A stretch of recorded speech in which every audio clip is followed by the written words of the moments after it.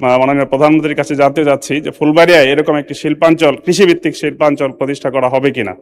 আমরা উদ্যোগ গ্রহণ করছি বিভিন্ন মিল কারখানা যেগুলো বন্ধ আছে সেগুলোকে চালু করার জন্য, এবং কৃষি খাতে যে মিল ফ্যাক্টরি আছে সেগুলোকে আমরা চেষ্টা করছি আবার চালু করার জন্য। মাননীয় সদস্য কামরুল হাসান, ময়মনসিংহ 6। সালাম আলাইকুম মাননীয় স্পিকার, আপনাকে ধন্যবাদ আমাকে সুযোগ দেওয়ার জন্য। আমি আমার নির্বাচনী এলাকা ময়মনসিংহ 6 ফুলবাড়িয়ায় প্রচুর পরিমাণে লেবু, আনারস এবং কাঁঠাল উৎপাদন হয় এবং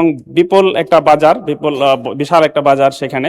তো আমি মাননীয় প্রধানমন্ত্রীর নিকট আমার জিজ্ঞাসা হচ্ছে, এটা জাতীয় অর্থনীতিতে গুরুত্বপূর্ণ ভূমিকা পালন করতে পারে যদি সেখানে একটি কৃষিভিত্তিক শিল্পাঞ্চল গড়ে তোলা যায়।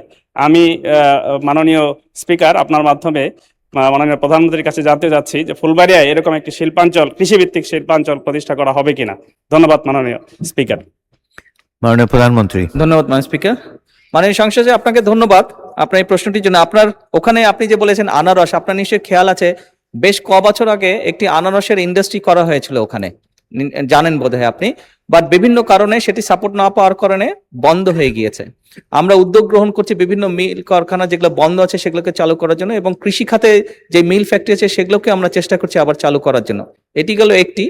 দ্বিতীয়টি হচ্ছে আলাদাভাবে আপনার ওখানে হয়তো ইন্ডাস্ট্রিয়াল জোন করার পরিকল্পনাই নেই আমাদের, কিন্তু যেটা বন্ধ হয়ে গেছে সেটাকে কিভাবে চালানো যায় সেটার আমরা চেষ্টা করছি।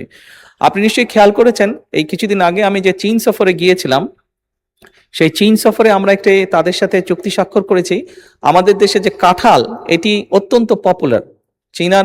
চাইনিজ মানুষরা তারা খুব পছন্দ করে কাঁঠাল। আমরা এই দেশ থেকে ইনশাল্লাহ তাদের কাছে আমরা কাঁঠাল রফতানি করব। এখানে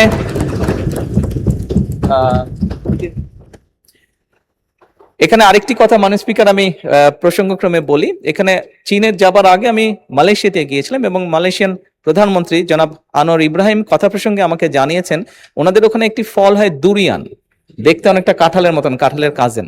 কথা প্রসঙ্গে উনি আমাকে জানিয়েছেন যে মালয়েশিয়া প্রতি বছর চায়নাতে $1 বিলিয়ন দুরিয়ান এক্সপোর্ট করে। তো তারা যদি পারে নিশ্চয়ই ইনশাল্লাহ কাঁঠালও আমরা পারবো এক্সপোর্ট করতে, এবং কাঁঠাল এক্সপোর্টের মাধ্যমে আমরা নিশ্চয়ই ইনশাল্লাহ বড় একটি বৈদেশিক মুদ্রা অর্জন করতে সক্ষম হব। ধন্যবাদ।